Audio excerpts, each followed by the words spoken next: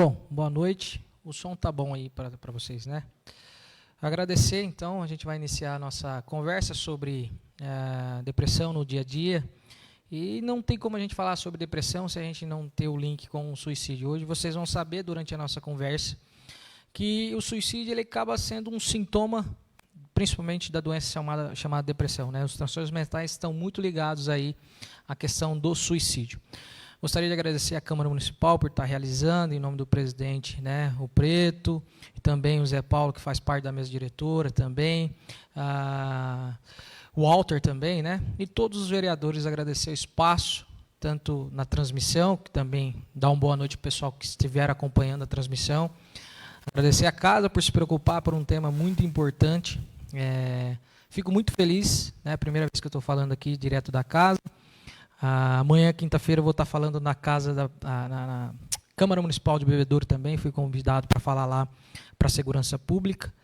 Então, fico muito feliz de estar sendo convidado e falar de um tema muito importante, uma vez que Pitangueiras tem números alarmantes relacionados ao suicídio. Até por isso, em conversas com o Preto, com o Zé Paulo, até mesmo com o Walter, chegamos no consenso de falar sobre esse tema de forma livre, e a fim de trazer informações para a nossa cidade. No off aqui eu falava com alguns de vocês sobre os dados, e vocês vão ver na minha palestra que eu trago alguns dados. Eu gosto de frisar também alguns transtornos que estão relacionados a isso, tá? Principalmente ao suicídio. E a depressão realmente ela está no dia a dia, por isso que a depressão no dia a dia é o tema, porque as famílias hoje têm vivido isso. Se você não é deprimido, provavelmente você teve contato com alguém deprimido, seja amigo, seja familiar. Se não foi deprimido, foi ansioso. Então, algum problema de saúde mental você já esteve presente, você já viu ou você já passou por alguma situação de saúde mental. É muito comum hoje, tendo em vista que vocês vão ver os dados de pessoas com transtornos mentais, hoje são enormes. Tá? Então, eu vou pular essa parte, que é uma apresentação. Eu tenho alguns livros, e-books que eu escrevi relacionado a isso, tá bom? E falando um pouquinho, me apresentando, para quem não me conhece, eu sou psicólogo e neuropsicólogo, eu tenho especialização em saúde mental, neurobiologia e psicofarmacologia, e sou especialista em neuropsicologia também.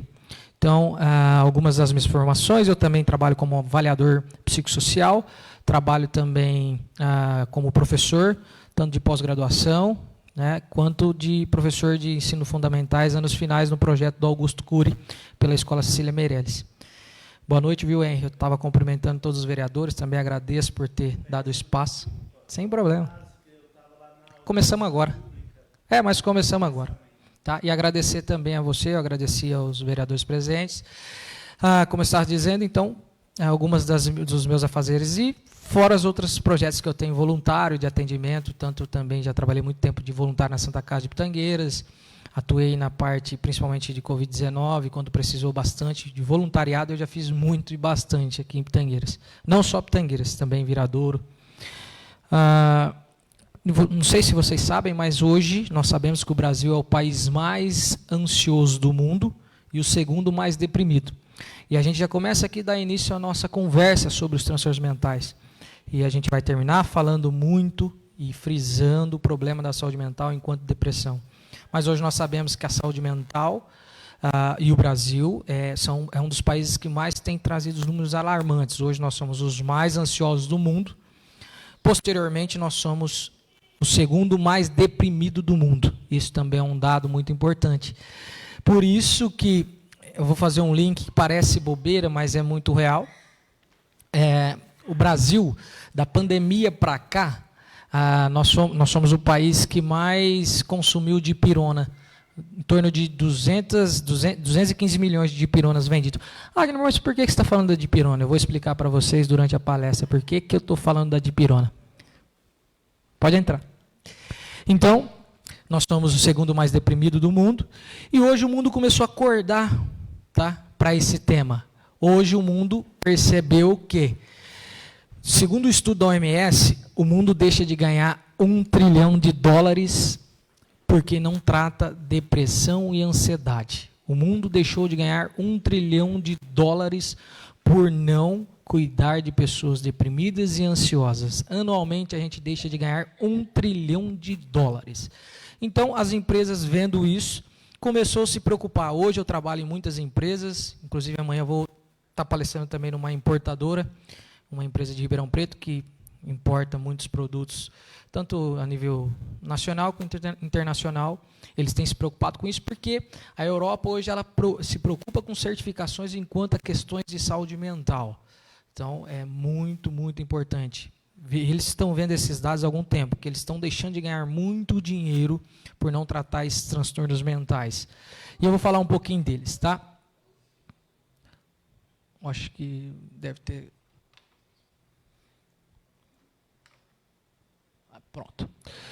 Não tem como eu falar sobre depressão e ansiedade sem antes dar uma pincelada num dos transtornos mentais mais comuns que existe hoje, que é o consumo de álcool e drogas.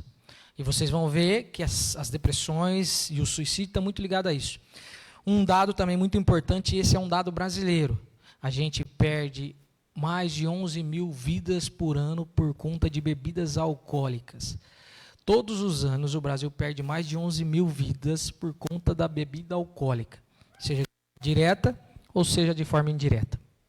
Isso tem muita relação quando a gente fala em quadros depressivos e ansiosos, e vocês vão ver durante a nossa conversa, que pessoas deprimidas e ansiosas, principalmente homens, tendem a beber e fazer uso e abuso de álcool e drogas. E, como tem muitas discussões relacionadas à maconha, cocaína, mas a gente sabe que a droga que mais mata no mundo chama-se bebida alcoólica. E a gente usa, a gente celebra. O álcool ele está em tudo. O álcool ele patrocina eventos, o álcool ele patrocina festas. E não é uma crítica, é só uma reflexão. Quando a gente pensa em Barretos, festa de Barretos, de peão, o que a gente pensa? Quem que é o maior patrocinador? Brahma. Quando a gente pensa num dos maiores eventos de futebol que existe no mundo, chamado Champions League, qual que é a bebida que patrocina? Heineken. Quando a gente pensa na Copa Libertadores da América, quem que é a bebida que mais, o patrocinador master? Amstel. Então, as bebidas, a gente faz muita propaganda por uma coisa que tira vidas, e tira vidas direto ou indiretamente. Eu tenho atuado muito com policiais, e a maioria das ocorrências de final de semana está relacionada à bebida alcoólica. As violências domésticas estão relacionadas à bebida alcoólica. Então, todos os chamados das 11 da noite às 4 horas da manhã, os policiais têm que atender ocorrências assim. Olha, mas isso tem a ver com saúde mental? Com certeza. Muitas famílias são destruídas porque o homem ele não percebe que está deprimido, ansioso, ele começa bebendo a cervejinha no final de semana, daqui a pouquinho está bebendo no final de semana todo, está bebendo todos os dias. E aí a gente vai ver que muitos suicídios de jovens também está relacionado a jovens deprimidos que beberam bebida alcoólica. A maioria dos suicídios que aconteceram em Pitangueiras, por exemplo, a maioria deles foram no final de semana, por exemplo. E não é por acaso essas coisas. Tá? Então, por isso que eu sempre trago esses dados. Quando eu vou falar, eu fiz um compilado, porque sim, se a gente está preocupado com saúde mental, a gente precisa regular algumas coisas. O Brasil, na contramão de todo o mundo, tem aumentado os índices de suicídio, enquanto o mundo inteiro tem reduzido. Se vocês, quebrando um mito agora, se vocês ouvirem assim, nossa, mas parece que tem aumentado os números de suicídio, não era assim, engano. No Brasil tem aumentado, mas quando a gente pega as taxas mundiais, no mundo inteiro está reduzindo, mas o Brasil está aumentando. A gente está na contramão do mundo. Alguma coisa precisa ser feita, seja de política de governo, na verdade, política de Estado. É preciso, sim, pensar em saúde pública e políticas públicas relacionadas a essas questões. E hoje nós sabemos que toda a arrecadação, tá, quando a gente pensa em saúde, toda a arrecadação financeira, 1% só vai para a saúde mental. E o que me assusta é que o Brasil é conhecido como um país de primeiro mundo quando se fala em saúde mental na saúde privada. No sistema privado é primeiro mundo. O que me assusta é que os mesmos profissionais que atuam na saúde privada são os que atuam na saúde pública.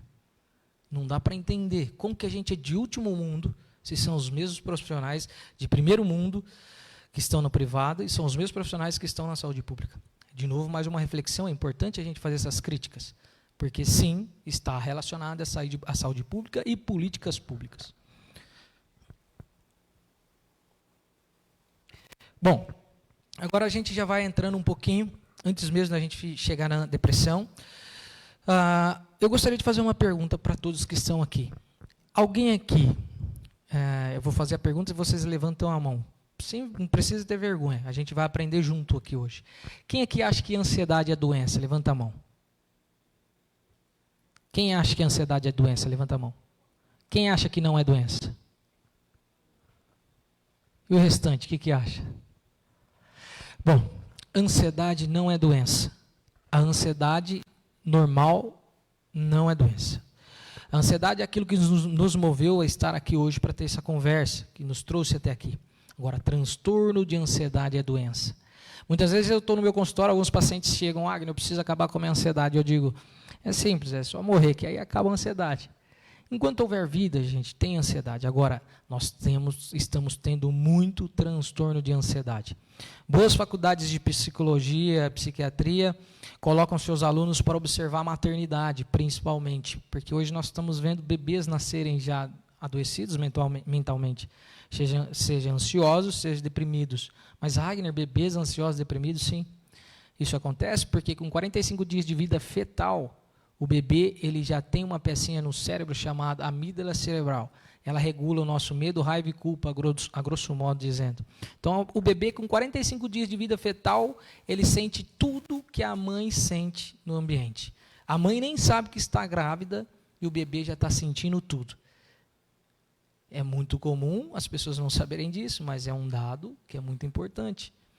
Então, se a gente está pensando num país onde tem muita desigualdade, que tem muita falta de assistência necessária para as questões de vida, famílias desestruturadas, esses bebês eles tendem a nascer adoecidos já, porque eles já sentiram tudo. A maioria das gravidezes elas não são planejadas. A gente sabe disso. Tanta dificuldade que essa mãe passa e o bebê passou por tudo isso também. Seja por agressão doméstica, seja por falta de assistência. Tá? Por exemplo, é muito comum, eu já atendo muita gente carente, já fiz muito trabalho voluntário, de mães que chegam às vezes no meu consultório, que estão com depressão pré-parto, e elas acabam no pré-natal, muitas vezes porque os obstetras eles não têm orientação sobre uma reação normal que todas as mães têm. Mais de 85% das mães têm essa reação chamada baby blues, que é, após o nascimento do filho, a mãe pode sentir uma coisa chamada baby blues, que é uma tristeza, parece uma depressão, é uma descarga adrenérgica, que a mãe acha que está com depressão pós-parto. É 20 dias, tem que cessar, se não cessa. Agora imagina você, essa mãe tem isso sem orientação, porque nessa fase a mãe pode sentir dificuldades como achar que não é suficiente para o filho, parecer que tem raiva do filho, e não é depressão pós-parto, mas é baby blues, e deveria ser inserido isso nos pré-natais. Eu aproveito de falar disso porque eu aproveito a audiência da Câmara Municipal para falar sobre essas coisas, porque é importante ser inserido. A saúde mental ela precisa ser revista. E a gente vai ver, eu vou explicar para vocês, que muito do dinheiro público acaba sendo embora porque falta de orientação em relação à saúde mental. É um dado importante, não a nível pitangueirense, mas a nível nacional, que é o que acontece muito. Então, a gente vai observando que a ansiedade não é doença, mas o transtorno de ansiedade é doença. Mas, Agner, quais são as doenças, então, do transtorno de ansiedade? Algumas doenças estão ali, as mais comuns. E essas doenças ansiosas, inclusive, quando a gente fala de até dinheiro público, levam as pessoas a ir a pronto atendimento e postinhos de saúde. Se não tiver alguém com um olhar sobre saúde mental, você começa a gastar dinheiro público. Por quê? Imagina o seguinte, você é um dia e eu tenho um ataque de pânico. Quando você chega lá quando eu chego lá com um ataque de pânico e você me atende, protocolo. Vai fazer exame de coração e exame de sangue. Beleza, fiquei sabendo que você tem um ataque de pânico, mas eu não sou especialista nisso. Eu falo, você não tem nada, você vai embora mal. Quem já teve ataque de pânico sabe disso. Aí amanhã ele é plantonista. Chego lá, porque não dá para ler o histórico. Chega lá, ele vai pedir os mesmos exames. Ele vai falar, eu preciso fazer exame de coração, fazer exame. Aí amanhã ele é o plantonista. Chega lá, vai fazer os mesmos exames. 3 exames. Sendo que o problema é mental, ele deveria ser direcionado para a saúde mental. Não. Isso é importante a gente frisar, porque acontece muito e dá para se economizar muito quando a gente trabalha corretamente. E quando a gente olha os transtornos ansiosos, que é muito comum, lembrando, nós somos o primeiro país mais ansioso do mundo. O país mais ansioso do mundo. Então, o que é o TAG? O TAG é o transtorno de ansiedade generalizada. O que as pessoas sentem no TAG? Pessoas com TAG, elas são pessoas que, geralmente, são aquelas que têm dificuldade para pegar no sono. Quando ela coloca a cabeça no travesseiro, ela começa a pensar várias coisas. E pensa, e pensa, e pensa. Aí quando dorme, fica acordando porque é picado o sono. Aí acorda de manhã, parece que um trator passou em cima da pessoa. Isso é uma pessoa com TAG. Aí ela levanta de manhã, já cansada, e ela começa a pensar, poxa, agora eu tenho isso, aquilo para fazer. Chega no final da tarde, ela fez uma lista de coisas, e ela não conseguiu realizar nenhuma. E ela começa a se cobrar, porque ela fala, meu Deus, eu fiz tanto projeto para tudo, eu não consigo. E o que é pior para essas pessoas é que todos são catastróficos. Tudo é motivo para pensar negativo. Por exemplo, eu trabalho numa empresa, meu gerente passou por mim e fala assim, ó, ele está com pressa, fulano, preciso falar com você, mas depois eu falo com você. A pessoa com TAG, ela vai ficar o dia inteiro, meu Deus, o que eu fiz? Será que eu não desliguei alguma coisa? O que eu fiz de errado? Eu vou ser demitido? Pessoas com TAG são assim. Geralmente, no final da tarde, elas têm muita sensação de tensão nos ombros, dor de cabeça, dor de estômago. E por que isso acontece? Principalmente problemas gastrointestinais, vômito, diarreia pode acontecer. Por quê? A serotonina, do contrário que a maioria pensa ou o mundo pensava, ela não é produzida no cérebro, ela é produzida no intestino.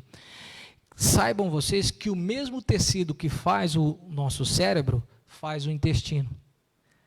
Não é à toa que eles parecem, não parecem? Quando a gente lembra da estrutura do cérebro e lembra a estrutura do intestino, não parece? Tudo dobradinho? É o mesmo tecido. Então, hoje nós sabemos que o intestino é o segundo cérebro humano, é considerado o segundo cérebro humano. E quer uma coisa simples de como isso a gente vê na prática? Quem nunca, antes de viajar, antes de uma férias, antes de alguma coisa que você fica ansioso para aquilo, sentiu diarreia, ânsia de vômito, não dormiu à noite, vou viajar amanhã, nunca peguei avião e começa aquilo. Vou pegar férias amanhã e parece que as férias não chegam e começa diarreia, constipação. Quem tem criança pequena, entrou em férias. A hora que a criança vai voltar para a escola, é muito comum a criança falar, mamãe, estou com dor na barriga. Mas por quê? Chama-se ansiedade e separação. É a primeira vez que ela vai ficar longe da mamãe em um período. Por isso tem que fazer adaptação com as crianças. Então, é importante nós sabermos que transtorno de ansiedade pode começar a ser diagnosticado aí. Então, isso acontece muito. O TAG é muito comum. Pessoas com TAG são catastróficas. Então, todos os relacionamentos que ela tem, ela já fica pensando. Não sei se vocês sabem, mas quem criou as redes sociais sabia muito bem que nós éramos ansiosos. O Brasil é um dos países que mais utiliza isso. Quem nunca ansioso que o colega manda uma mensagem assim, ó, fulano, preciso falar com você. E depois ele desliga o celular e você fala, mas o que é? Só fica um pauzinho e fala, meu Deus, o que é? Se a pessoa não me fala, agora eu fico aqui pensando o que vai ser. Não me fala logo, me fala, não, amanhã eu falo com você, não, me fala. E fica sofrendo antecipadamente. Tem muito a ver com o TAG. Bom, depois nós temos o pânico. O ataque de pânico é muito comum e leva muitas pessoas para o pronto atendimento. Muitas pessoas que têm ataque de pânico acham que estão infartando. É muito de praxe. Tive um ataque de pânico, corro para a Santa Casa, pronto atendimento, hospital, porque eu acho que eu estou infartando. Porque os sintomas são muito parecidos mesmo. Formigamento nas mãos, dor no peito, sensação de falta de ar, a pessoa acha que está infartando. Mas tem um pico de até 10 minutos. E aí um alerta para quem tem crianças pequenas em casa. É muito comum as crianças terem ataque de pânico na escola, porque elas passam o primeiro momento da manhã, principalmente, na escola. E aí o que acontece? Um grande erro dos pais. O filho liga, lembra-se que o ataque de pânico ele tem um pico de até 10 minutos. Então, o que acontece? A pessoa está em casa, tem um ataque de pânico, o caminho dela ir para a Santa Casa, ela já vai melhorando. Então, isso faz ela raciocinar assim, então, toda vez que eu passar mal, eu tenho que ir para a Santa Casa. E lá, mesmo que eu não tome nada, eu vou melhorar. Se tem um médico experiente, ele dá um placebo lá, ele vai perceber, fala, fulano, beleza, te dá essa medicação, porque ele sabe que tem um tempo. Mas amanhã você procura um ambulatório de saúde mental. Você tem convênio? Então procura lá um psicólogo, psiquiatra, porque o seu problema é esse. A gente não vai gastar dinheiro público, não adianta, o problema é esse. Porque é difícil para uma pessoa com um ataque de pânico, que às vezes o médico olha para ela e fala assim, fulano, você não tem nada. Como eu não tenho nada? Estou desesperado aqui, coração doendo o peito. E aí quando a gente pensa na criança na escola, o tempo dela passar mal, ela vai lá na diretoria, liga para o pai e para a mãe, aí o pai e a mãe chega 10 minutinhos, a criança melhorou. Aí leva a criança embora. O que a criança começa a pensar? Eu tenho ataque de pânico na escola. É a escola que me faz sentir isso. Minha orientação é, teve ataque de pânico, acalma a criança na escola, tem o pico, explica para ela que isso é normal e depois ela vai no médico, não leve embora, porque daí então começa a desenvolver outras fobias, porque a pessoa começa a associar que é a escola, a criança principalmente, então é a escola que está fazendo até ataque de pânico. E aí que a gente tem que tomar esse cuidado. Tem muitos problemas, cansei de às vezes chegar adolescente no meu consultório, me dá uma atestado de 15 dias, cara, eu chego na escola, eu passo mal, eu já tive ataque de pânico 2, 3 vezes lá. Aí eu sempre falo para eles, não posso dar, porque eu vou estar prejudicando a tua vida. O ataque de pânico iria dar lá, se você estivesse em casa ia ser do mesmo jeito. Quando a gente tem um ataque de pânico, a gente quer correr para onde a gente se sente mais seguro, é natural isso. É natural. Todo mundo quer correr onde se sente mais seguro. Por isso que muita gente quer ter um amigo médico, na hora do afogo, a gente quer. Tá? É onde se sente mais seguro. Então, eu vou explicar mais um pouquinho depois, detalhadamente, alguns outros sintomas que podem acontecer no pânico. Outra ansiedade muito comum é a agrofobia, que é a fobia de estar em espaços fechados com muita gente. Então, o Doni está aqui, ele conhece situações de pessoas. Até agradeço também, Doni, a sua presença aqui, porque você sabe de pessoas que ficaram 10 anos sem sair de casa por conta de fobia social, agrofobia e ataque de pânico. E lembrando que essa pessoa, ela tinha 16, 15, 16 anos, ela perdeu a escola por conta disso.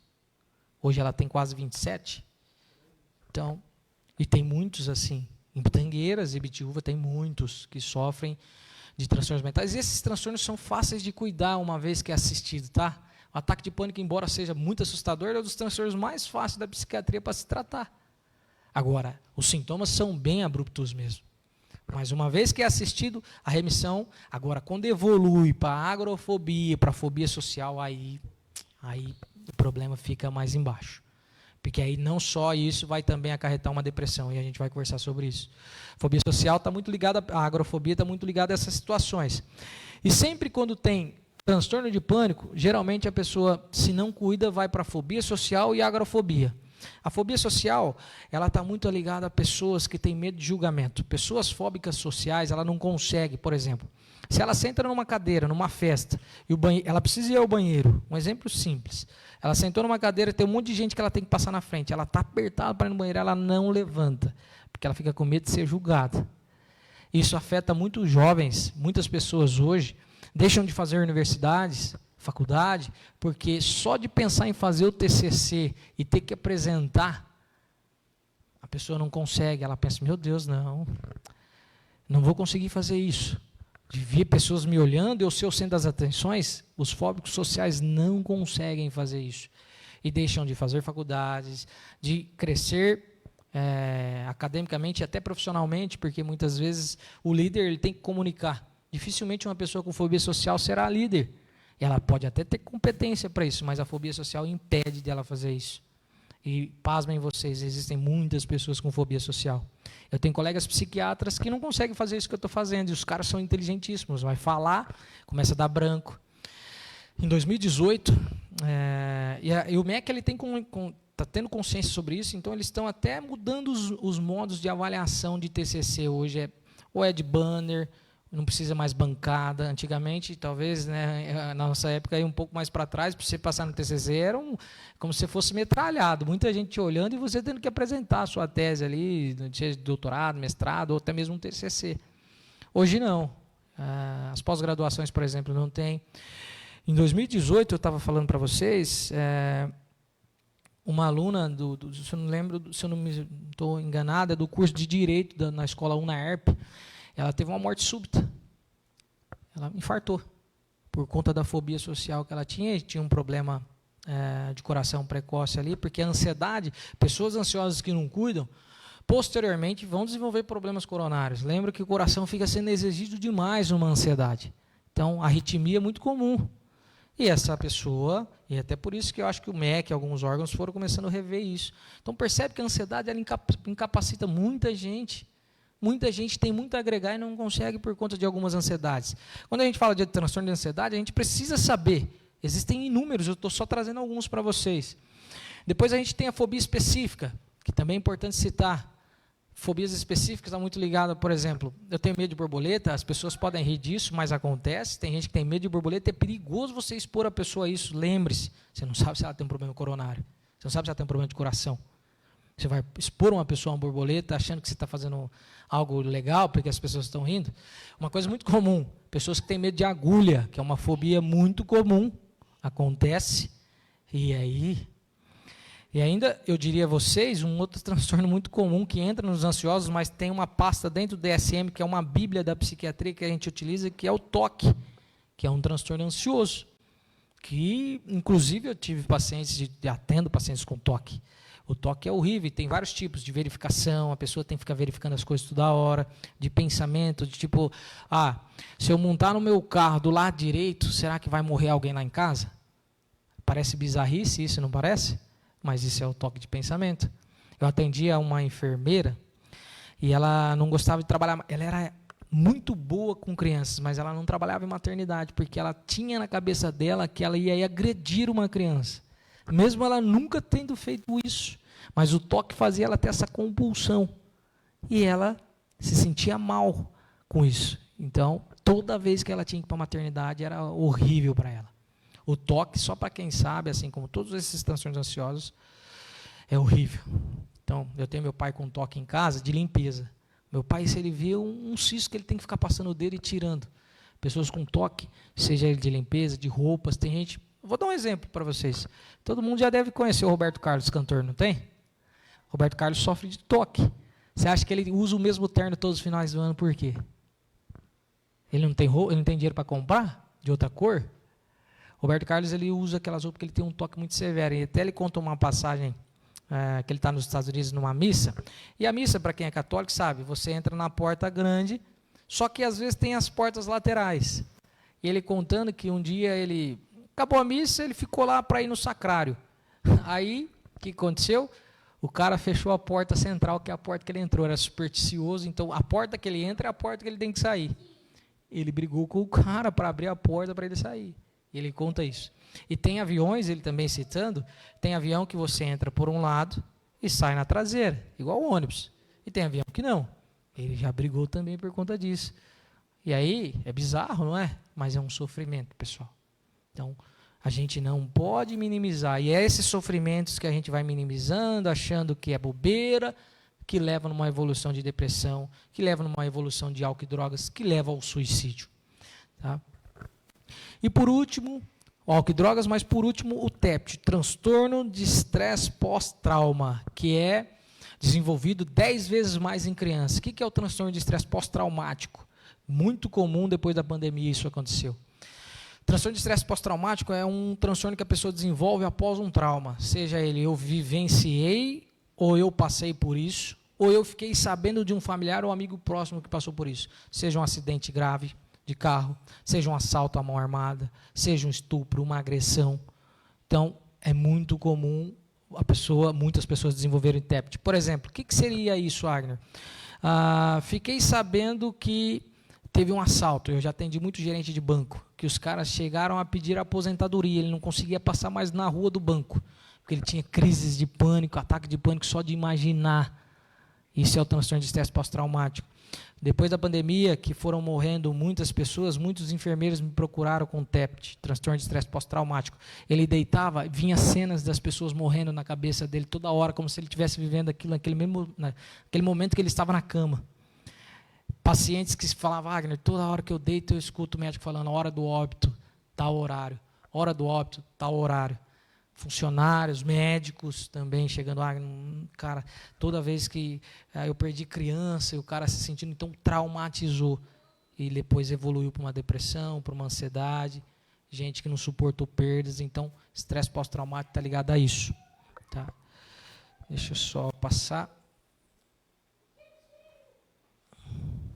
Agora só detalhando, o TAG, pessoas com TAG podem apresentar eu preciso apresentar todos, Wagner? Não, mas pelo menos alguns meses eu apresentando isso, no mínimo 2 meses apresentando.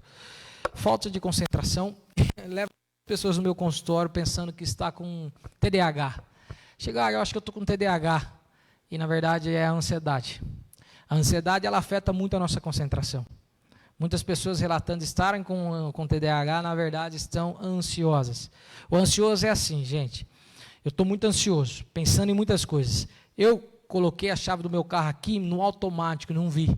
Daqui a pouquinho eu falo, meu Deus, onde eu pus a chave? Estou olhando para a chave, onde eu usou a chave? Eu já vi ansioso demais assim, ó. Meu celular, cadê meu celular? E está com o celular na mão, ou no ouvido, também. Então, tamanha questão ansiosa.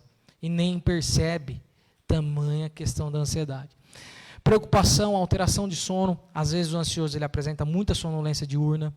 Às vezes ele apresenta muita hipervigilância, ou seja, altera o sono, ou para mais ou para menos. Altera o apetite, tem ansiosos que comem muito. Não acontece com mulheres, mas é muito comum ansiosos compulsivos comer muito doce. Não acontece com mulheres não, né? Mulher não faz isso. Então, é muito comum compulsão alimentar, principalmente por doce, porque dopamina. Então, aí entra uma outra compulsão, que é uma doença nova, chamada nomofobia, que é a doença do celular. As pessoas que têm ataque de pânico por ficar sem o celular. Eu duvido que a maioria aqui, quando vai trabalhar, se esquecer o carregador, pensa, meu Deus, aí ferrou. Eu preciso do carregador de celular. Inclusive, as pessoas estão tão enraizadas com o celular que às vezes eu pergunto, fulano, e aí como é que tá? Rapaz, tá acabando minha bateria. Aí eu brinco, a sua ou do celular? Está tão enraizado que você começa a achar que você está perdendo a bateria. E de fato perde mesmo, que você perde a sua bateria social na hora. Fica irritado porque não está tendo acesso ao seu celular, porque descarregou e etc. Então, um dos itens mais separados assim no dia de uma viagem é o carregador de celular, com certeza. Ninguém vai esquecer. Se esquecer, compra na viagem. Mas não fica sem. A irritabilidade é muito comum, preocupação em excesso, tensão, pensamentos acelerados e dores de cabeça. A maioria dos ansiosos chega no final da tarde morrendo de dor de cabeça. É muito comum isso. No ataque de pânico a gente vê coração acelerado, sensação de falta de ar. Lembrando que quem tem ataque de pânico não tem falta de ar, é a sensação de falta de ar. A maioria acha, eu estou com falta de ar. A falta de ar, para quem viu pessoas com Covid, eu vi muita gente morrendo de Covid. Eu chegava nas salas assim, de Santa Casa, tanto aqui quanto UTI também, de Sertãozinho, Araraquara, e aí eu via os quartos coletivos. Chegava de manhã, era um público, chegava lá, tinha 5, 6 pessoas. Aí eu almoçava, voltava, mudava. Nos primeiros dias eu pensava, nossa, ainda bem teve alta. Só que depois eu ia ler, na verdade tinha morrido. E tem uma situação que me gravou bastante, que era um senhor com Covid. Ele e a esposa tinham sido internados com Covid.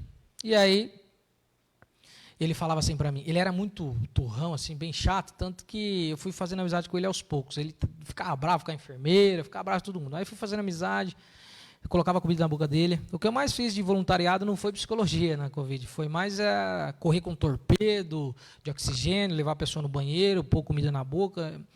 Eu não sei como eu não peguei Covid, porque assim, todos os dias eu era exposto a isso. Eu fazia exames toda semana e não peguei Covid. E nessa situação, o cara falou, cara, eu queria que você rapasse minha barba, tá muito grande a minha barba. E nesse dia ele falou assim, rapaz, eu queria ter notícias da minha esposa, cara, eu internei aqui e não tem notícias dela, não consigo falar nem por telefone. E aí eu fui saber. Eu falei, não, eu vou fazer tua barba amanhã e vou saber da sua esposa. Porque ele tinha sido internado primeiro, mas a esposa foi internada depois e ela tinha falecido. Ele não sabia. E aí o dia que eu fui fazer a barba, eu não ia falar isso para ele, eu falei assim, sua esposa não está podendo falar. A hora que eu fui começar a fazer a barba, a equipe não deixou, a equipe médica não deixou fazer a barba dele. Aí eu fui embora, voltei, ele tinha falecido. Faleceu sem saber que a esposa tinha morrido de Covid e sem fazer a barba. E aí eu tenho um familiar que é enfermeiro, falou, ele ficou bravo com você que você não fez a barba dele. Eu falei, puxa, eu não podia fazer, infelizmente. Isso é uma coisa que eu carrego, então a gente é humano, a gente carrega algumas coisas. Isso me acarretou, sim, um trauma. Todas as vezes que eu passo, eu vejo pacientes, eu penso, porque eu chegava de manhã e via lá uma pessoa. Aí, de repente, tinha pacientes que estavam bem, e eu tenho certeza que a ansiedade matou muitos pacientes que estavam com Covid. Muitos pacientes morreram de ansiedade, agravando a Covid. Por quê? Quem já mergulhou, pessoal, sabe que você mergulha com torpedo de oxigênio. Você tem um treinamento antes, para você não ficar ofegante, ansioso, porque se você fica ansioso, você tende a hiperventilar, e você usa muito oxigênio. Então, era assim, chegava de manhã, o paciente estava bem, só que aí, chegava o médico, às vezes, de forma inocente, hora do óbito, 7h10. O paciente que estava saturando bem, na hora, começava a hiperventilar, e aí o cara que não precisava nem ser entubado, ele ia para o tubo, porque ele começou a ficar muito ofegante. Percebe como que a ansiedade é complicada, o transtorno de ansiedade? E por isso que muitos morreram. E quando a gente fala, por exemplo, falta de ar, eles tinham essa sensação de falta de ar, não é que estava faltando, mas o desespero, e aí eles estavam com o pulmão comprometido, claro que ele ia agravar. Muitos pacientes morreram por isso. E aí pegou todo mundo desprevenido, não é? Os médicos não tinham essa intenção. Mas hoje nós sabemos que, uma vez que fez isso, tem que ter uma equipe preparada para isso. Infelizmente, a nossa Santa Casa não tinha psicólogos, eu estava lá sozinho e nem fazia trabalho psicológico, fui lá voluntário. Fazia o trabalho operacional, mas é importante para vocês a importância da psicologia nas coisas. Então, sintomas de dores no peito, sudorese, sensação de desmaio é muito comum em pessoas com ataque de pânico. E a pessoa acredita piamente que vai morrer, por isso que ela vai para o pronto atendimento achando que vai morrer mesmo.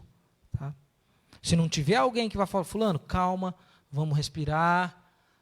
Se não tiver treinamento, falar, não, cara, vou dar aqui uma bala de, sabe aquele tic-tac, falando que é um medicamento, já ajuda. Quantas vezes nos meus estágios na Santa Casa, que eu fazia de madrugada, era o horário assim, preto. Dava o horário depois de uma novela, começava a chegar os mesmos pacientes todos os dias. Tinha paciente que queria chegar lá só para conversar, Zé Paulo.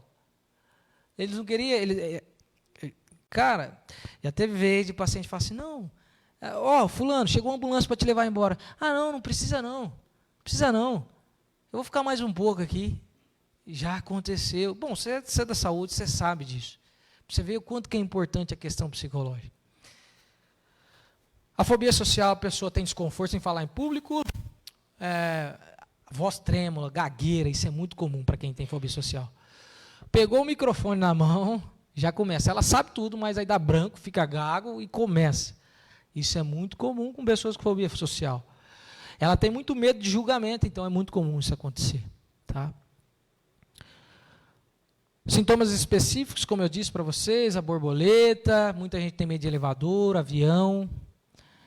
Então, eu mesmo, por exemplo, quando eu vou dar palestra em cidade maior, eu já pergunto. Às vezes os caras achavam que era frescura, mas hoje eles entendem, porque eu não pego elevador, eu tenho fobia. Wagner, do quê? É trauma, desde a infância eu não pego elevador. Tem medo de cair? Não, não tem medo de cair. Não é isso, é o passar mal. Não sei por quê. A agulha vai te matar, para quem tem medo de agulha. A borboleta mata alguém? Não. Mas a gente não sabe por que a gente tem isso. Em terapia a gente vai descobrir, mas é difícil, não é fácil. As coisas se instalam na gente, às vezes por um simples grito da minha infância que eu ouvi, eu posso me traumatizar. A mente é muito complexa. Então, às vezes, quando vai fechar, eu fecho palestra e já falo, se é prédio, a palestra tem que ser no térreo. Eu não subo, porque subir de escada toda vez não dou conta. Haja perna. A agulha, o elevador, o avião, e você pode ter a sua fobia específica. Depende. Cada um tem a sua, pode ter a sua. Tá? Depois nós temos o TEPT, os sintomas mais comuns são os flashbacks, que eu disse para vocês, a pessoa que passa por um trauma, ela começa a olhar a situação. Fui assaltado num banco, então toda vez que eu vou no banco, vem a situação como se fosse naquele momento. Quando eu deito a minha cabeça no travesseiro, eu fico pensando como se estivesse vivendo aquele momento. Então eu vou ter sintomas de pesadelo, alteração no apetite, reações exageradas, extremas, tá? De explosão, ficar irritado por qualquer coisa. Também é comum a hipervigilância. O que seria isso? Eu fui assaltado por um cara branco de boné alto. Toda vez que eu vejo um cara branco de boné alto, meu coração acelera, eu fico hipervigilante, achando que eu vou ser assaltado novamente. Isso chama hipervigilância. Toda vez que eu vou numa agência bancária, eu já fico mal porque eu passei por aquilo ali. Mães que passam por UTIs, toda vez que fala de UTI neonatal, o coração acelera, nem precisa estar lá. Isso acontece, acelera e dá um ataque de pânico. Então, são as fobias relacionadas ao TEPT. Pessoal, é muito comum as pessoas me perguntarem, Agner, a depressão e a ansiedade pode? Um paciente pode ter depressão e ansiedade? Pode. Pode ter depressão e ansiedade e mais outros transtornos mais. Agner, qual é a diferença da depressão e ansiedade? De tanto me perguntarem isso, eu escalonei, porque em meio a tantas pessoas que eu já atendi, eu percebi que os sintomas são muito parecidos. No primeiro quadro que vocês estão vendo lá, na depressão, os pacientes reclamam muito de fadiga, problema na concentração e no sono. Na ansiedade também. Só que nos sintomas centrais é um pouco diferente. Enquanto o deprimido, ele tende a ficar mais lento, o ansioso, ele tende a ficar mais agitado. Tá? E aí, enquanto o deprimido ele apresenta mais tristeza e falta de vontade, anedonia, o ansioso ele fica muito preocupado e com excesso de medo. E aí, embaixo, o deprimido ele tende a apresentar ideações suicidas. O ansioso ele tende a ficar mais irritado. E depois a gente vai para o quadro posterior, também é parecido em algumas coisas. O deprimido ele tem um excesso de culpa, já o ansioso ele vai apresentar crises de pânico, muito comum.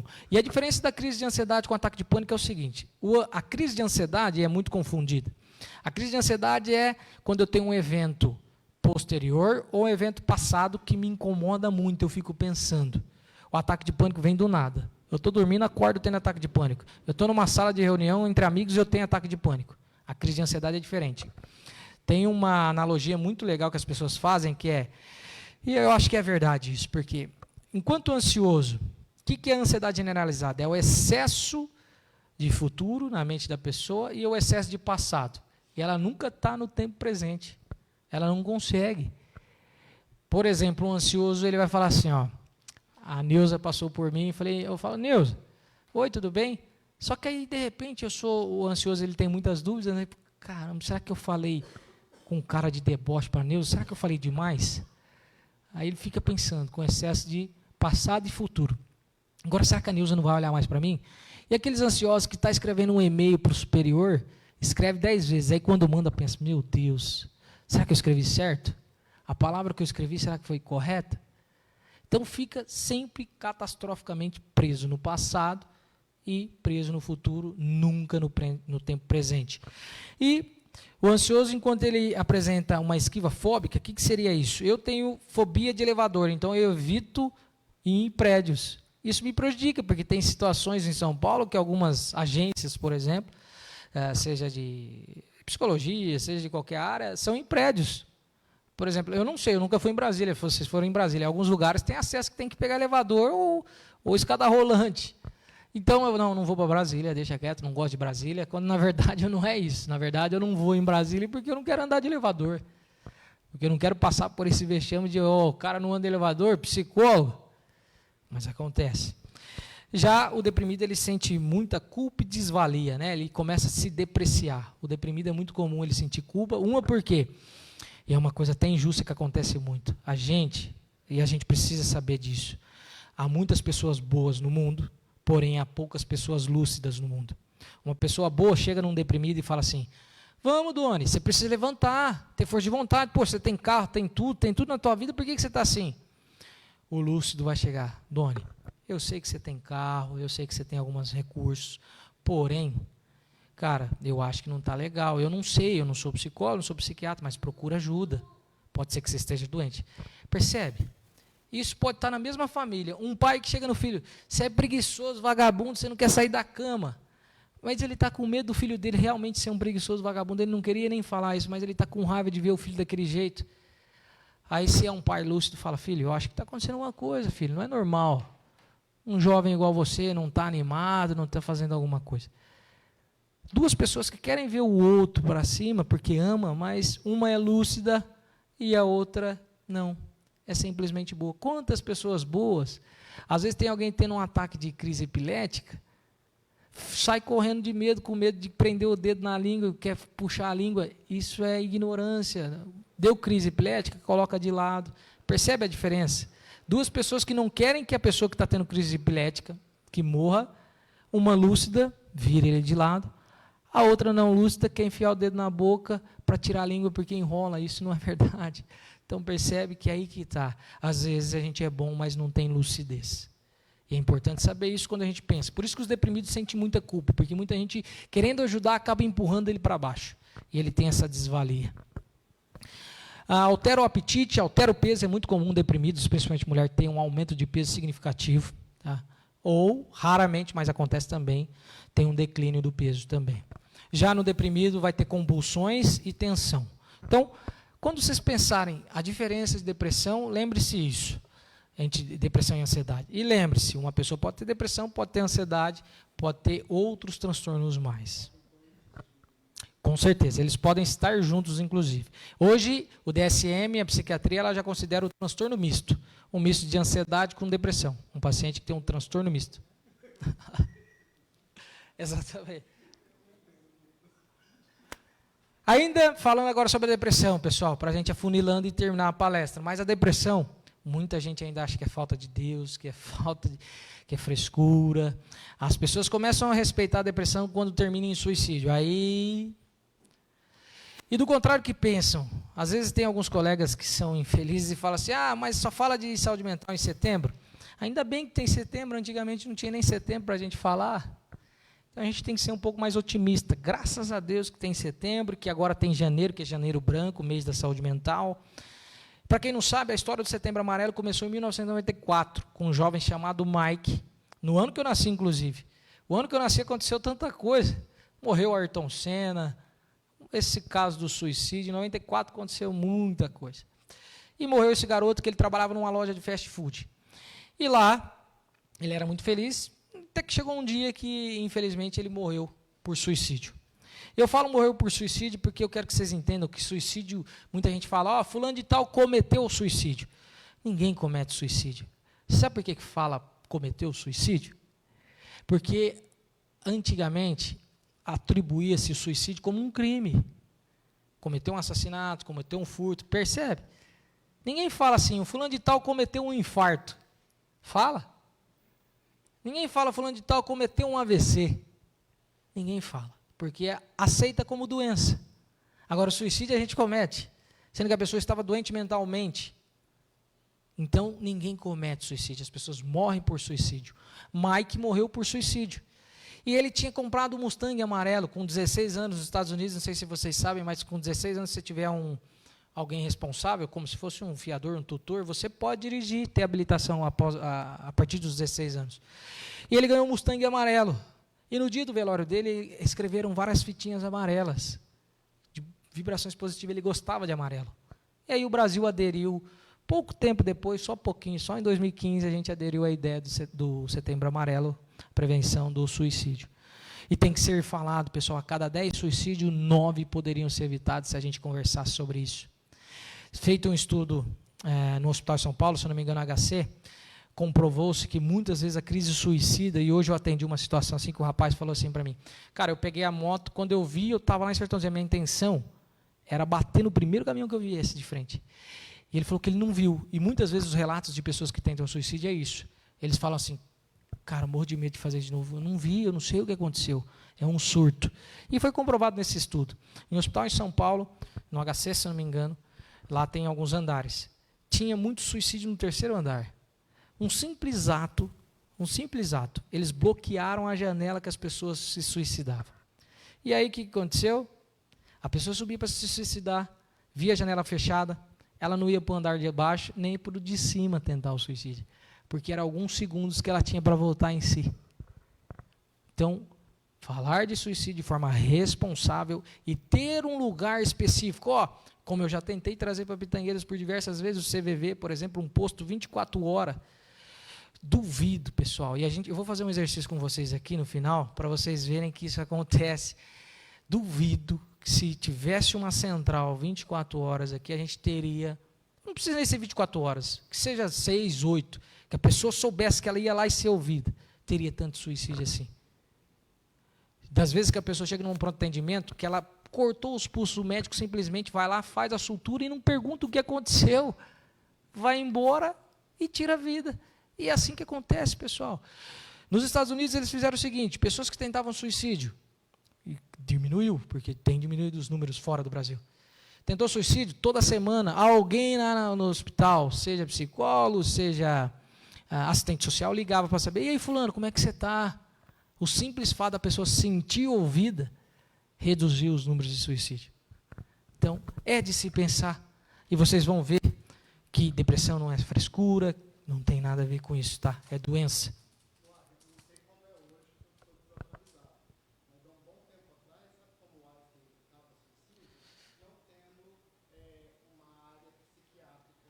É porque é doença normal. Ah, ele tirou de lá.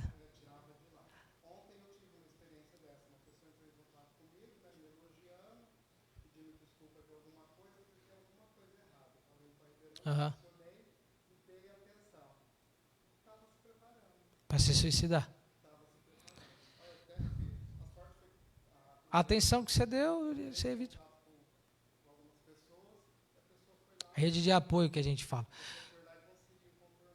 Vocês vão ver que o suicídio é um ato de desespero. Alguns segundos que você deu atenção muda tudo. Pessoal, muda tudo. Eu sei porque eu atendo em média de 3 a 4 tentativas de suicídios aqui na nossa cidade.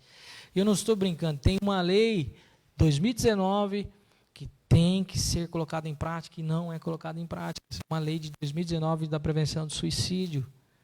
E você começa a trazer verba a partir do momento que você começa a ter dados. A lei Vovó Rose, por exemplo, ela fala que é compulsório o hospital notificar as tentativas de suicídio, escolas, consultórios particulares. Tem que notificar. Uma vez que eu tenho dados, eu começo a angariar fundos para projetos políticos, por exemplo. Porque aí ali consta sim um problema. A gente precisa investir. Pitangueiras tem um problema hoje, que é a questão da saúde mental. Tá? Seja em todas as áreas, tá? Não só o suicídio, não. Muitas outras áreas da parte da saúde mental. Bom, para a gente dar seguimento, isso aqui eu vou até pular, que é simples, eu vou explicar para vocês. Isso eu explico mais geralmente quando eu estou dando aula, tá? Principalmente para médicos. Porque assim, é para quebrar essa coisa. No hospital, o médico não manda. Hoje, as pessoas, nós precisamos saber disso. Um hospital é tocado por enfermeiros, só enfermeiros, mas um hospital não é tocado por médicos. Se colocar 20 médicos, não toca um hospital. Se colocar 10 enfermeiros, toca um hospital. Se eu tiver 6 serventes, eu faço uma obra. Se eu tiver 6 pedreiros, eu não faço uma obra. E é isso que precisamos entender. Nós estamos aqui para servir, e não para ser servido. O profissional de saúde mental, médico, psicólogo, que também tem muito, a minha área eu critico, porque às vezes acha, por ser psicólogo, entende tudo sobre a mente humana. Muito pelo contrário, a gente está estudando para entender, não entendemos. Mas é muito verdade isso. Então, isso aí, eu digo que, o que é a depressão? A depressão é uma síndrome comum, clínica de causa multifatorial. Por que isso, pessoal? A depressão não tem nenhum exame médico, que você vai tirar o sangue ali e falar, está com depressão. Ou que você vai fazer um exame de imagem e falar, está com depressão. Não, esses exames são só para excluir. É clínico. Eu preciso entender os sinais e sintomas muito bem para falar para o fulano, você tem depressão, você não tem depressão, ou ansiedade, ou seja, não tem exame. Por isso que por muito tempo a psiquiatria ela foi muito ridicularizada. E aí o que eles fizeram? Muitas pessoas acham que a neurologia nasceu primeiro e depois veio a psiquiatria. Pelo contrário. Eles perceberam que não conseguia decifrar a mente, que era muito abstrato, criaram uma área para estudar a estrutura cerebral. Então, da psiquiatria nasceu a neurologia. Então, a necessidade de palpar, sabe aquela coisa de ter fé, que às vezes acontece, né, Preto, no meio político. O político ele sobrevive de fé, porque houve tanta atrocidade no meio político que é difícil para as pessoas acreditarem. Até mesmo para o político, você acha que não é fácil, porque chega uma hora que você fala, como que eu vou falar, já denegriram tanto, é questão de fé, vai chegar a ser fé. Então, é preciso entender de forma clínica, de causa multifatorial, porque tem vários fatores e vocês vão saber ali. Ó. A depressão, ela pode ser causa genética, com certeza, como todas as doenças. Eu costumo dizer que as doenças são bioquímicas, porque bio, de vida, comportamento, químico, porque precisa de química, às vezes, para tratar. Nós temos sinapses eletrônicas aqui que precisam de química. Então, se eu tenho, é muito comum em famílias de pessoas, chega um paciente com depressão, ansiedade no meu consultório, a primeira coisa que eu pergunto, tem pacientes deprimidos ou ansiosos na sua casa? Quase sempre eles dizem que sim. Quando eles dizem que não, eu faço a segunda pergunta, tem alguém na sua família que bebe socialmente? Porque todo mundo bebe socialmente, né? É incrível como as pessoas bebem socialmente. O que é beber socialmente? 2 cervejas? 3 cervejas? 10 cervejas? 1 fardo, 4 fardos. Porque é difícil entender o que é socialmente. Socialmente seria 2 doses de qualquer bebida, mas ninguém para nas 2 doses. E aí eu pergunto, tem alguém que bebe na sua família socialmente? Aí a pessoa, tem sim. Tão social que ele fica sociável, às vezes ele fica para a rua caído. Porque é um sintoma, a bebida alcoólica, ela é um sintoma. E nós perdemos uma pessoa conhecida esses dias por conta de bebida na cidade. Era um caminhoneiro, o cara era conhecido, poxa. 3 horas da manhã, saiu, estava brigando com a esposa porque era viciado em bebida alcoólica, morreu de um jeito trágico, poxa. E eu estou falando de forma indireta, percebe? A bebida, muitas vezes, ela está ligada. Hoje eu entendo porque meu pai tinha problema com o alcoolismo, o toque perturbava demais ele. Quem tem toque, um pouco, né, Preto? Não perturba? Você que vive de perto dessas situações, perturba demais, vai fazer exame, vai ver, a tireoide está desregulada. E a tireoide, ela traz sintomas como dor de cabeça, sensação de aperto no peito, desânimo, irritabilidade, queda de cabelo, unhas quebradiças, pele ressecada. Parece depressão, mas não é, pessoal. Por isso que é importante a gente fazer esse rastreio primeiro. Problemas com TDAH, por exemplo. Eu tenho TDAH, sou diagnosticado com TDAH e tenho depressão também. Mas o TDAH faz a pessoa se sentir muito burra e ela tem um problema de autoestima. E aí ela começa a ficar para baixo e desenvolve depressão. Está vendo? É multifatorial. Aqui a gente só falou de 2 causas. Aí depois que a gente começa a falar de causas psicológicas, seja frustração demais, abuso, traumas, problemas emocionais. Aí depois a gente vai falar de problemas sociais, bullying, exclusão e etc., problemas sociais. Depois a gente também tem que investigar a parte espiritual, de fé, não é questão religiosa, mas fé na vida. Tem pessoas que... eu costumo dizer que é o último pilar para uma pessoa que pensa em suicídio é depois que ela perde a fé, seja na religião, seja na vida. Questão fé. A fé e a filosofia de vida. Tá? E depois pode ser também fatores... hoje nós sabemos que países europeus eles utilizam muito a vitamina D comprimido, porque aqui a gente tem direto para nós que é o sol, mas países europeus é mais frio, não é? Então eles têm déficit de então, esse hormônio de vitamina D. Também é muito comum. E secundários a alguma enfermidade. Eu já atuei mais, hoje eu estou um pouco mais distanciado, mas AVCC, Associação de Combate ao Câncer, de Voluntários de Combate ao Câncer. Às vezes pacientes que são diagnosticados com câncer desenvolvem depressão. Ou às vezes não a pessoa propriamente que está com câncer, mas um familiar por saber que tem. Então pode ser essa causa também. Temos os episódios depressivos, temos a distimia e temos a depressão. O episódio depressivo, uma pessoa ela pode ter 3 episódios depressivos na vida. 3. O primeiro ela tem 50% de chance de ter o segundo, tendo o segundo ela tem 70% de chance de ter o terceiro, e tendo o terceiro ela tem mais de 90% de chance de ter o quarto. Aí começa a ficar crônico. Por que eu estou dizendo isso? Porque hoje nós sabemos, e vai estar mais adiante, que uma pessoa ela demora em média 1 ano e meio para procurar um especialista em saúde mental quando ela já está doente. Em 1 ano e meio ela pode ter vivido 1 episódio, 2 episódios, 3 episódios. Aí é crônico, chega para mim crônico. E aí, uma pergunta para vocês e para quem está assistindo. Quem acha que antidepressivo vicia? Levanta a mão. Antidepressivo vicia? Quem acredita que vicia? Levanta a mão. Quem acha que não vicia? O restante acha o quê? Guarda essa pergunta, então, que eu vou responder para vocês. E o mais comum, que é o F33. Aqueles são os CIDs, tá? E, geralmente, pessoal, é engraçado que todo mundo acha que psicólogo e psiquiatra é para louco, né? Mas, geralmente, quem nos procura é para não enlouquecer ou porque algum familiar ou amigo está deixando ele louco. Então, a gente não cuida só de louco, a gente cuida das pessoas para elas não enlouquecerem. Todos os anos, as pessoas procuram médicos clínicos gerais para fazer exames gerais, check-up, não fazem isso? Por que não fazem isso também, buscando um psicólogo todos os anos inicialmente? Por quê? Eu vou explicar por quê. E geralmente as pessoas que falam que não precisa de psicólogo, a carinha que eles fazem para mim é aquela. Ó. A cara das pessoas fala assim para mim, eu psicólogo? Eles estão olhando assim para mim geralmente. Não precisa de psicólogo. Eu vou fazer uma pergunta aqui. Quem aqui está bem mentalmente, socialmente, biologicamente, geneticamente e espiritualmente? Quem está em equilíbrio? Disso tudo. Então, está aí uma indicação de psicólogo, porque ninguém está bem 100%. Tá? Hoje nós sabemos que a depressão é de causa multifatorial, ela incapacita de 10 a 15% anualmente. E a depressão, ela comete 2 vezes a mulher a mais que o homem, por 2 motivos. Um é biológico. Da menarca, ou seja, a primeira vez que menstrua até a última vez que menstrua, a mulher tende a ser mais deprimida. E o outro, alguém arrisca dizer qual que é o motivo? Alguma mulher arrisca dizer? O outro motivo é social, pessoal.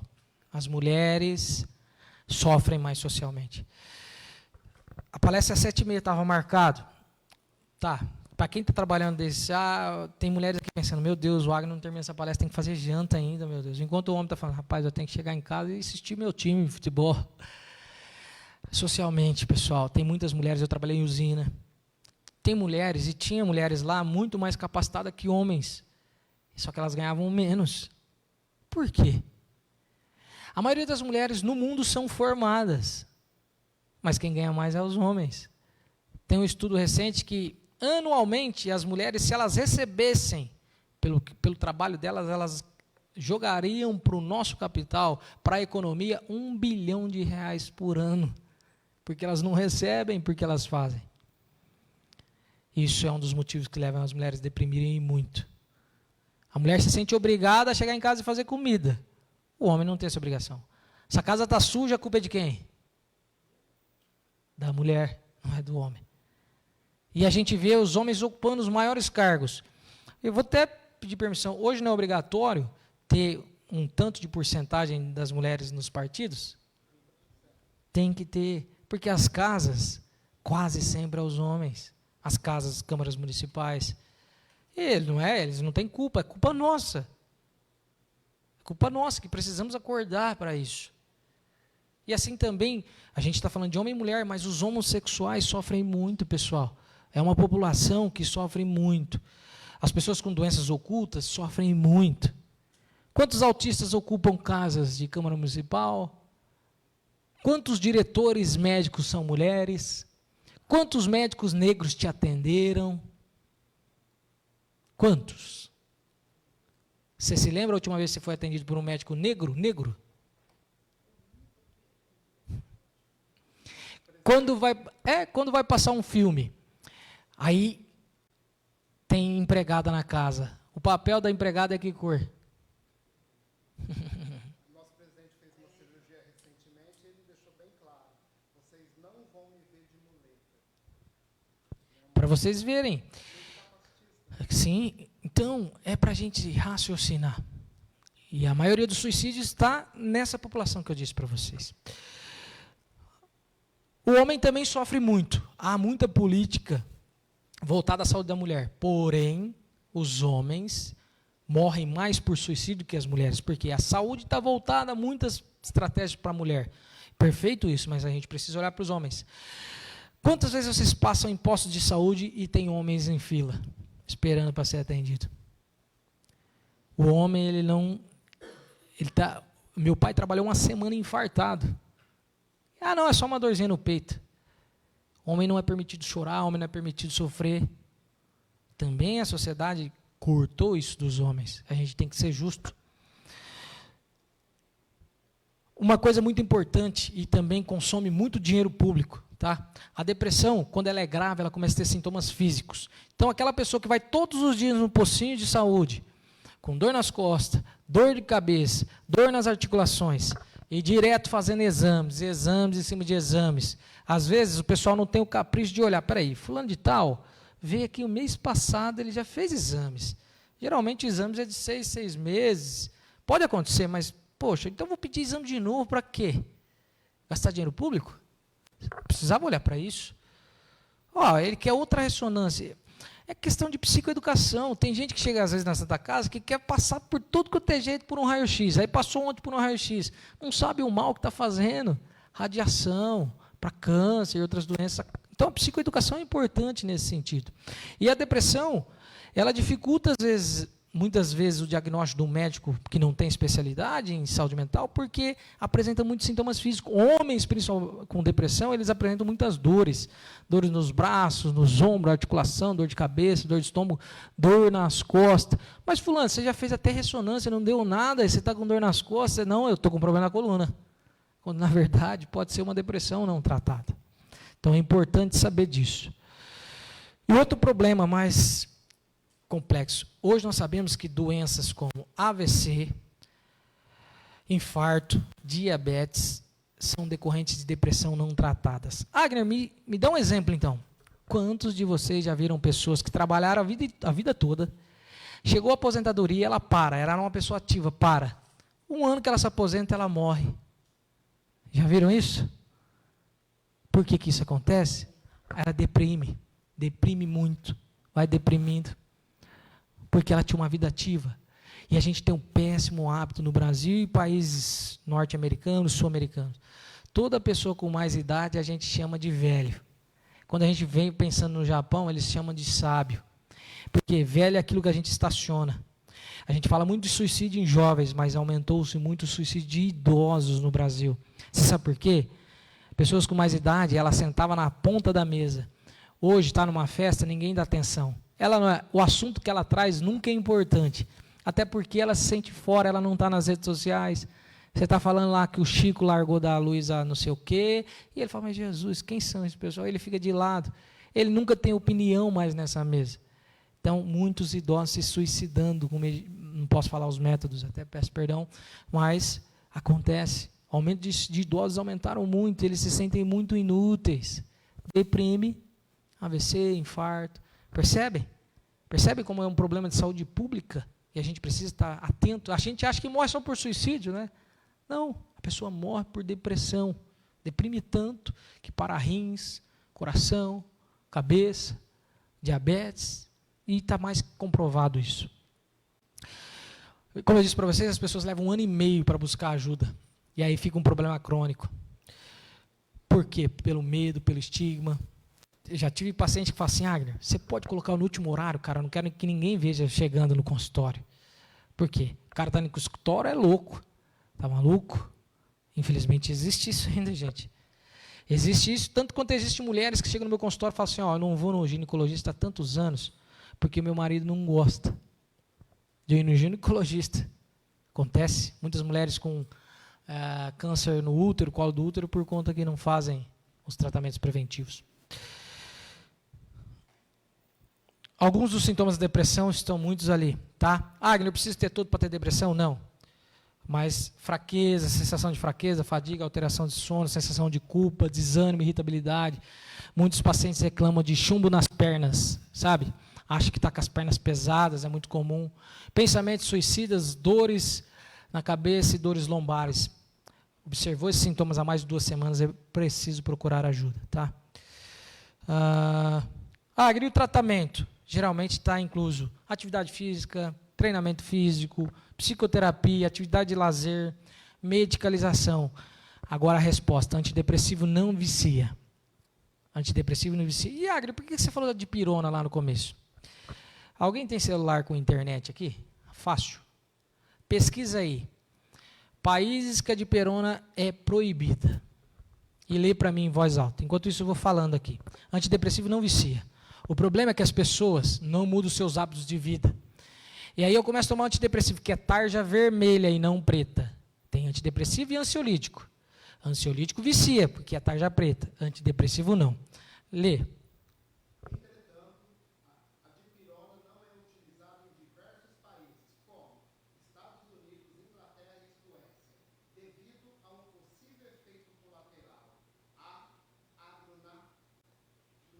É um problema do sangue, isso. Que leva à morte súbita, inclusive.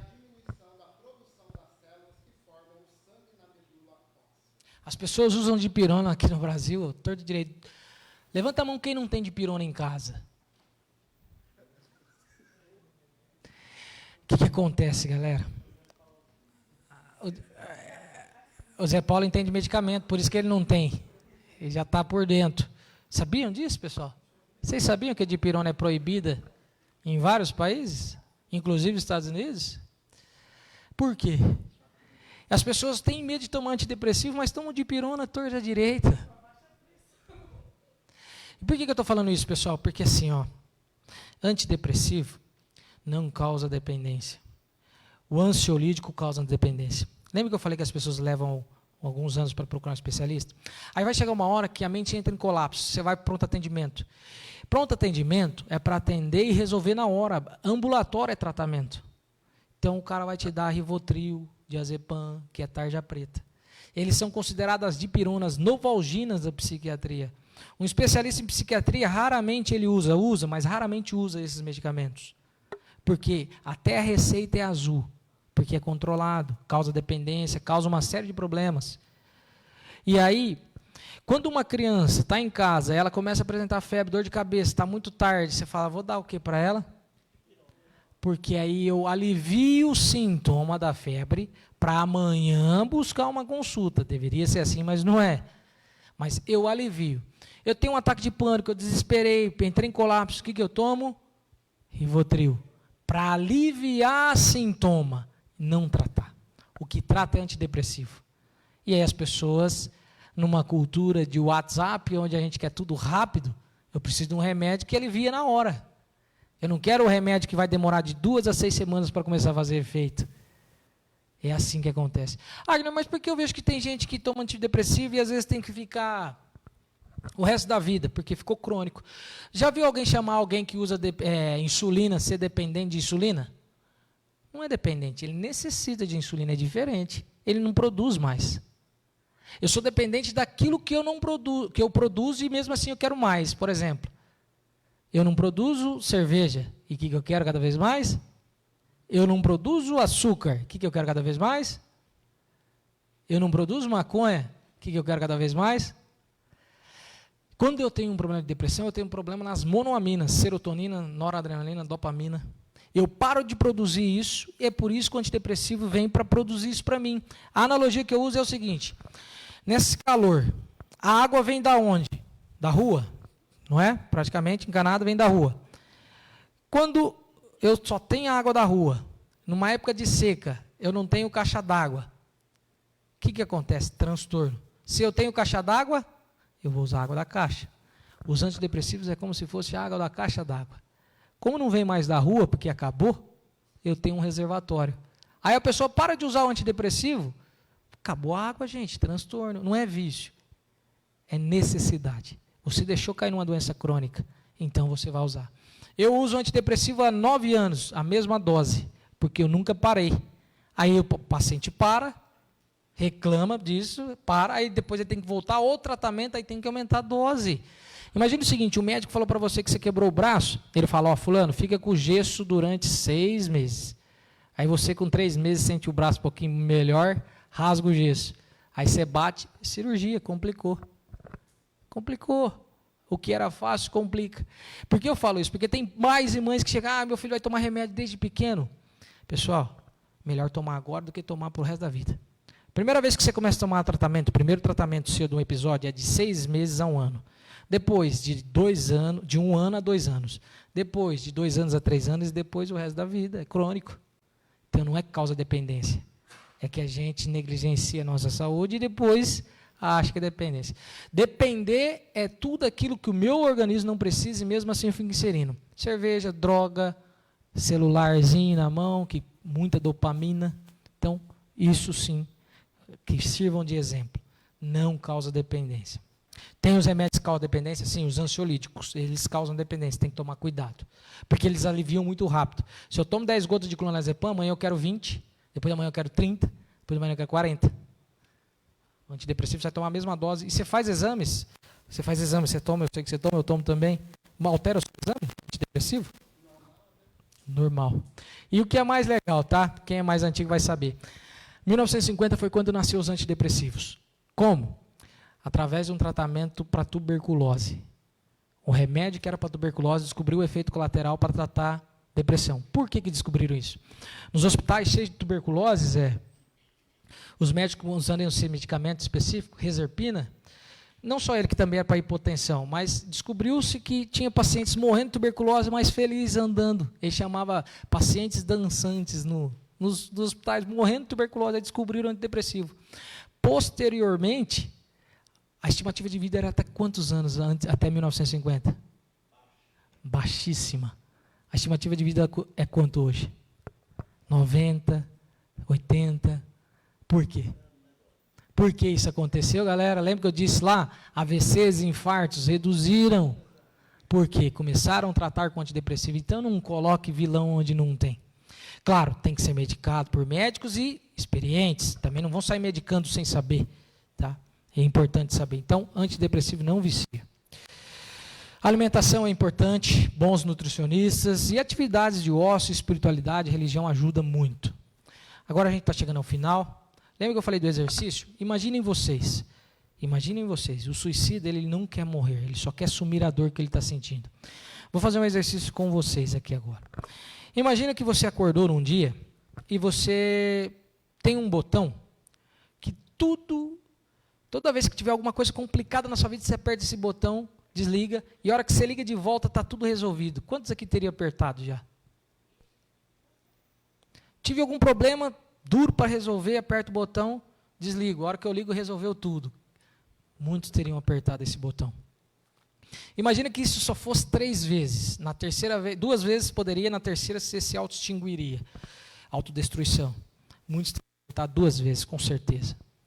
Agora eu vou ser um pouco mais cruel. Imagina que isso acontece uma vez só e você se autodestrói. É isso que acontece com os suicidas. Muitas vezes eles acham que é a única saída. Por conta dos 4 Ds que eu vou explicar para vocês agora no final. É muito comum. Tá? Não diga, são 2 artigos que dizem isso. Não diga que você não vai matar ninguém, porque depende da circunstância. E não diga nunca que você não vai tirar a própria vida, porque também depende da circunstância. Asseguro piamente que muitos que tentaram suicídio, aqueles que até tiveram o sucesso em suicídio, muitas vezes falam, tá maluco? Eu nunca farei isso. Eu nunca farei isso. Já vi muito isso. Tá. Hoje nós sabemos lá, cerca de mais de 96, hoje é muito maior, tá? Sabe-se que hoje é 100% das pessoas que morrem por suicídio têm algum transtorno mental. O mais comum é a bipolaridade, depois álcool e drogas, esquizofrenia, transtorno de personalidade e outros transtornos mentais. O álcool e droga potencializa mais de 22%. Por que eu digo isso? A bebida alcoólica, ela tira nosso senso crítico. Já viu aquela pessoa que bebe e começa a falar tudo, soltar tudo? Porque a gente perde o filtro. Toda vez que eu bebo, eu emito comportamentos que eu queria emitir, falo o que eu queria falar, porque eu perco o filtro de senso crítico. O cara que muitas vezes fala, cara, eu não tenho a audácia de tirar minha vida. Bebeu, ele anda a 200 por hora, ele tem mais coragem, que não é a palavra certa, porque ele perde o filtro. Aí ali ele já não pensa mais em ninguém, no filho, na esposa, no marido, no parente que vai deixar. Quem bebe geralmente não pensa, porque perde o senso crítico. Então é importante saber disso. Muitos acidentes que parecem ser acidentes, a gente sabe que foi talvez um suicídio indiretamente. O cara foi e bateu numa árvore, uma única árvore. Você fala, meu Deus, mas como que fulano de tal bateu nessa árvore, gente? Em Sumaré, eu estava indo para São Paulo, um cara entrou na contramão, mais de 200 por hora, matou uma família inteira e se matou, dirigindo. Foi registrado como acidente. Infelizmente, muitas vezes são registrados. E crianças a menos de 5 anos de idade, que muitas vezes é registrado como acidente doméstico, de vídeos depois que mostrou a criança se jogando numa piscina, se jogando da escada. Crianças de 5, 6, 4 aninhos de idade. Agner, já ouvi. Já ouvi no meu consultório, criancinha fala assim, tio, eu não queria viver mais. Já ouvi sim. Isso é um problema de saúde pública. Hoje nós sabemos que numa população de 100 pessoas, pelo menos 17 já pensaram em suicídio, 5 planejaram, 3 tentaram, uma foi no pronto atendimento e a outra teve um desfecho fatal. Hoje já sabemos disso. Esse é um estudo da Unicamp, dar crédito a eles e Fiocruz, eles fizeram esse estudo. Nós sabemos também que hoje nós perdemos cerca de 1 milhão de vidas por ano ao suicídio. Isso mundialmente, a cada 40 segundos uma pessoa perde a vida. Sabe-se também que esse número é subnotificado. O que é isso, Agner? Eu vou dar um exemplo. O Doni chega aqui e fala assim para mim, Agner, eu estou com dor de cabeça. Só que tem mais gente aqui. Tem gente ali que está com dor de cabeça e não me falou. Eu sei só de um que me falou. Então, o Doni fala que está com dor de cabeça, mas tem mais 5 com dor de cabeça. E isso é subnotificado. Aí eu dou esse dado, nossa, aqui só tem um com dor de cabeça. Não, tem outros que não disseram, mas estão com dor de cabeça. É 3 vezes maior o número de suicídio, estima-se. Então, pode chegar a 3 milhões anualmente. Isso é uma estimativa, tá? A gente perde cerca de 12 mil mortes no Brasil por ano. Mais de cada 35, 40 minutos uma pessoa se suicida no Brasil. Depois, nós sabemos que as mulheres tentam mais. 5 tentativas de mulheres e uma dos homens. Os homens tendem a ser mais fatal. As mulheres menos. Mas elas tentam mais. A segunda causa de morte no mundo de jovens de 15 a 29 anos de idade. São as idades, curiosamente, em 2 transições, percebe? Da criança para a adolescência e depois do jovem adulto para o jovem maduro, que a gente fala. São 2 transições muito importantes ali. Alguns dados de Pitangueiras, de 99 a 2013, esse estudo eu fiz quando eu estava na UNAERP, fiz um pós-graduação em saúde mental, eu fiz esse estudo. Pitangueiras registrava de 99 a 2013 17 suicídios. Em 14 anos, 17 suicídios.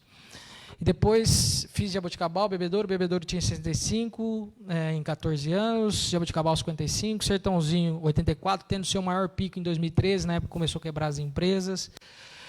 Ribeirão Preto, média de 460 mortes. Totalizando na nossa região aqui, dessas cidades que eu disse, uma média de 1 suicídio por semana em 14 anos. Só que o que é mais agravante, Pitangueiras, de 96 a 2022, tinha uma média de 4 suicídios por ano. Só que esse ano a gente bateu esse recorde. Em 10 meses, em 9 meses, 10 suicídios, infelizmente.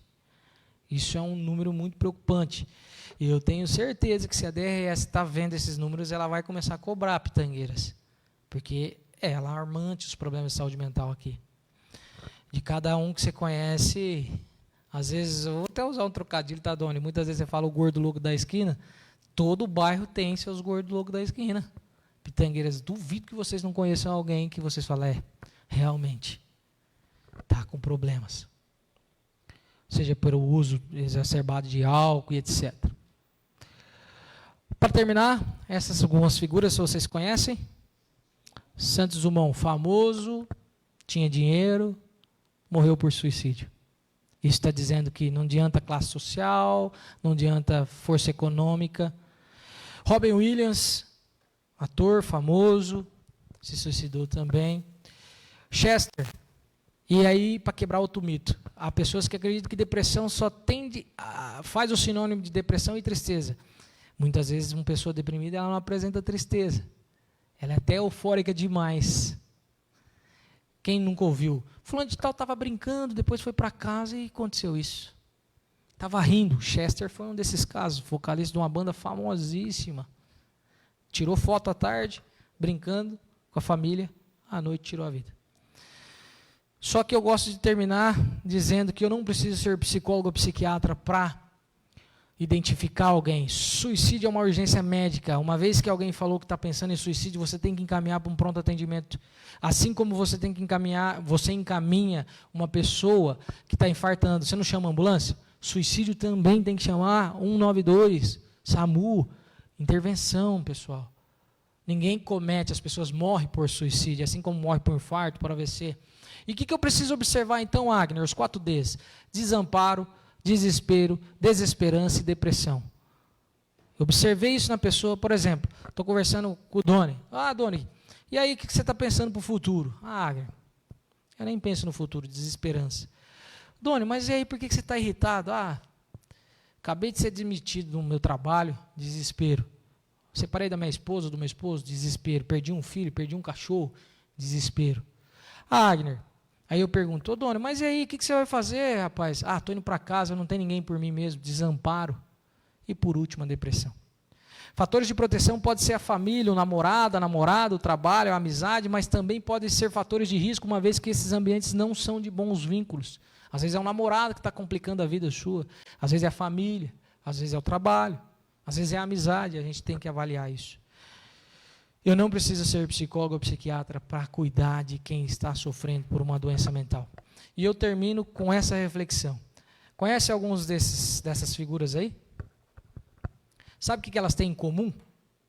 principalmente comigo, com você, Doni, que é declarado pessoas que sofrem com depressão, por exemplo, são sobreviventes de tentativas de suicídio por conta de doença mental. Eu vou dizer alguns que eu tenho bastante afeição. Mike Tyson, Eminem, Elton John, se eu não me engano é Tina Turner, Britney Spears, a Princesa Diana, Padre Fábio de Mello, olha, mas um padre, inclusive, Padre Marcelo Rossi. Teve uma época que teve um surto de médicos e teve uma época de surto de pastores se suicidando também, e teve uma época de padres também. Adele, Jim Carrey, é aquele que faz todo mundo rir. São todos sobreviventes.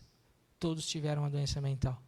Eu não coloquei outros ali, como Kenny Rivers, outros. Alguns ali viveram um suicídio na família, tá? Alguns viveram, inclusive. Muitos deles ali. Mike Tyson, o Padre Fábio de Mello, eles perderam um ente querido. O Mike Tyson perdeu uma filha de um suicídio acidental. Ele tinha uma esteira em casa, depois vocês pesquisem.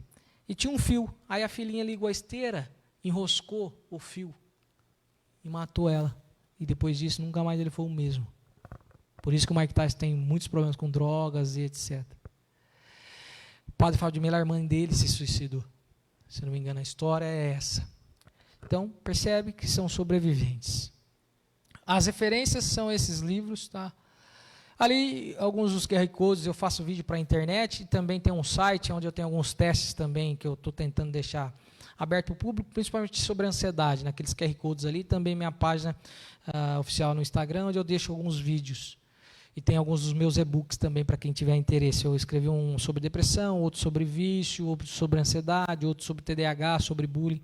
Estão naqueles links ali. Muito obrigado, pessoal. Obrigado pela paciência. Obrigado pelos aqueles que estavam acompanhando nas redes sociais. Muito obrigado, Preto, novamente, presidente da casa, ao Paulo, ao Zé Paulo, ao Henrique, que também está aqui, a todos os vereadores que me concederam a oportunidade de estar falando para Pitangueiras, a vocês todos que estiveram aqui, as meninas ali que têm uma causa muito grande, muito nobre, que é a questão do autismo, que também é uma causa que precisa ter um olhar, tá, pessoal, sobre isso. Principalmente eu peço encarecidamente, eu acho que vocês já estão com isso em projetos também, que é a causa autistas, mães de autistas que tiram a própria vida por conta do sofrimento dos filhos e outros transtornos ocultos. Então agradeço a todos vocês, porque assim, vieram com todo o desafio, porque eles têm a rotina deles, tem as questões da criança, que toda criança, elas têm as questões delas, os horários, mas mesmo assim vocês vieram aqui, saíram da rotina de vocês, agradeço, vocês estão sempre presentes, agradeço de coração. Tá? E que seja um alerta também para a nossa cidade olhar com mais carinho para essas situações, de todos os transtornos mentais que aqui nós temos, e são muitos, os desafios são muitos. Muito obrigado, que vocês sejam multiplicadores daquilo que a gente aprendeu um pouco. Suicídio não é cometido, a gente morre por. Saúde mental é importante. Mente sã, corpo são. Então não existe saúde mental, existe saúde. A gente tem que parar de dividir as coisas. Muito obrigado.